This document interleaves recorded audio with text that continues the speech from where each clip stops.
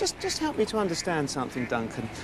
You said that, you know, you would pick up a book or something to read or a page of script and you couldn't. What did you actually see in front of you? Well, every dyslexic sees a different thing, but for me, I've got problems with light sensitivity. So, you know, the polarization between black and white kind of makes it move and makes it, you know, strobe and move around. And the page seems to move. Yeah, letters move and words move. So you could look at a word once and see one word, and then look at it again, and it's changed. Because the information you're seeing is arriving at the brain at a different time and a different speed, and therefore affecting what you see. I mean, do you also get this sort of moving page and sloping words, Bev? No, that does sound very hard to come to terms with. It's just the handwriting is so scruffy because the brain, I think it applies to most dyslexics, the brain is working very quickly and physically your hand can't keep up with it, so the writing becomes a drawn-out scrawl. And the spelling. The reading is 90% OK, but I don't have that problem. We're now on our way to a special rendezvous to meet a man who is going to give Bev a mission. A mission that will become Bev's ultimate test. Bev, I want to introduce you to Steve England. Now, Steve's flown in especially today, all the way from Newquay. Steve is assistant editor of Carve, a leading surfing magazine. Heard about what you're doing. What I've got here is a video. It's one of the best videos that's been produced this year. What I'd like you to do is to give me 150 of your best words for a little review that we can use in the magazine and on the website. Pleasure. That's like a dream come true. No, that'd be good. So you're pleased about that? Absolutely. Brilliant. Now, there is one condition, Bev. When you write this review, you mustn't use your computer. It's got to be 150 words handwritten. That's a good incentive. Good luck, I say. You should see my handwriting. You should see mine. In that case, Mr. Bev. Yeah. That was great, guys. Thank you very much. Just forget you ever saw me. Great to meet you. I'll see you again, no doubt. Thanks. Bye. See ya.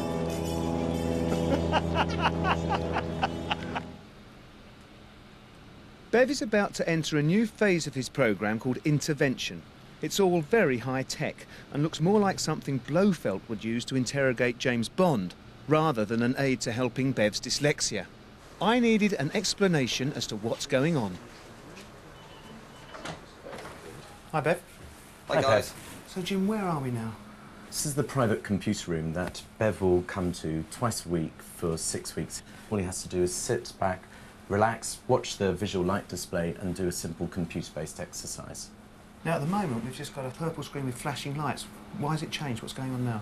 We're using visual stimulation here to really sort of develop some of the neural networks and improve some of the brain structures to work more efficiently. An analogy would be that a non-dyslexic will typically, when they read, write, spell, be using sort of the most efficient ways of doing it. They're sort of using the motorways of their brain to carry out these tasks. With dyslexics, often when those motorways are not available to them, they're forced to use B roads, the A roads, just the slower routes to getting there, and that's why people get so frustrated.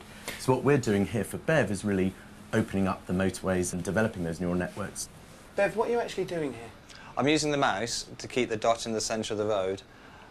It's much harder than it looks, actually. Bev, we won't disturb you anymore. We'll leave you to it. Thanks, Bev. Thanks, Bev. 2 weeks into his programme and Bev is finding it quite draining. He's headed back down to Newquay for a break and I've joined him. A week ago, Bev had an interview for a job as a bed salesman and he took the brave decision to be honest about his dyslexia. Time to find out if it was a wise move. Shall we? Shall we? Wish me luck. Good luck. Thank you.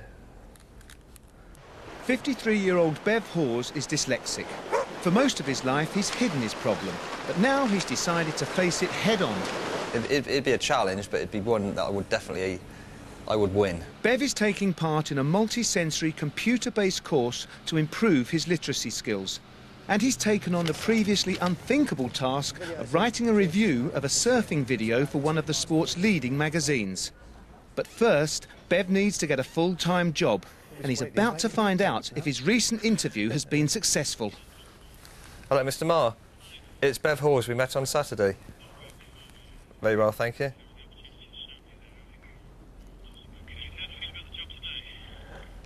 If I was given the opportunity to work for you, I'd like to if the opportunity was there. Oh, it's absolutely brilliant. Thank you very much. I really do appreciate that.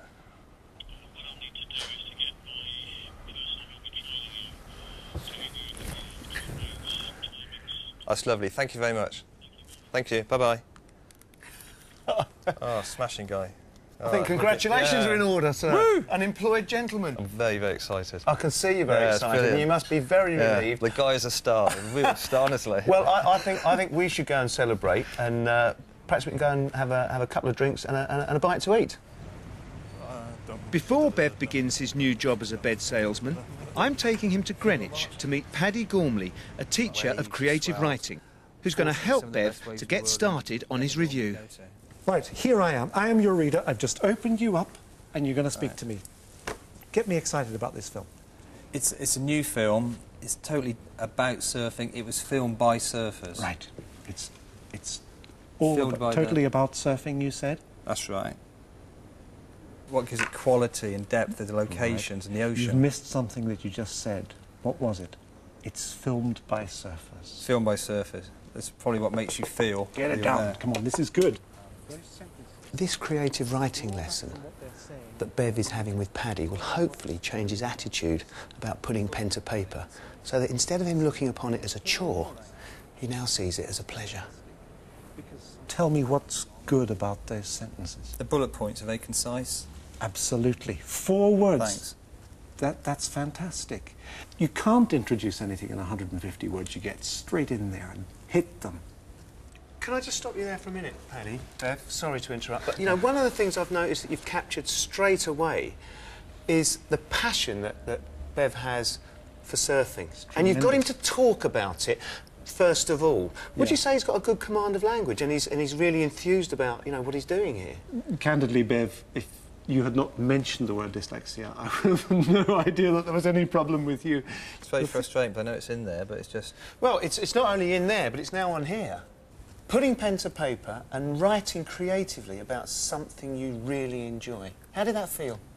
It's wonderful. I always knew it would, because it's the frustration of dyslexia and the way you feel about yourself, how you perceive other people seeing you. You're just embarrassed to do that sort of thing. But I'm going to stop you there, because I want you to remember the first sentence that you said when I asked you that question, which was, it's wonderful. And I think, I mean, I don't know how you feel about this, Paddy, but it's a sense of freedom. Right, I feel like I could write for the rest of my life. I'd love to. Fantastic. You know, you guys have helped me. I'm on the first step of the ladder. I think you should remember that. It's wonderful. It gives me a sense of freedom. I feel I could write for the rest of my life. Fresh from an inspirational lesson with Paddy, Bev finally puts pen to paper and begins his video review. This is the first time that Bev has ever attempted to write about surfing, even though he's been a passionate surfer for the past 15 years. The 6-week course is up, and Suzanne puts Bev through his paces one final time. All right, go. The results of this test will determine exactly how much of an improvement Bev has made. Time's up. The final results won't be through for a couple of days, but Bev is quietly optimistic about his progress. The teacher seemed confident as we went through it that I was doing well, but she wouldn't give too much away, of course, but I'm very happy. Bev completes the first draft of his review by hand as promised, leaving his computer and its spell checker well alone. But will Steve England like what Bev has written? Here we go. Wish me luck.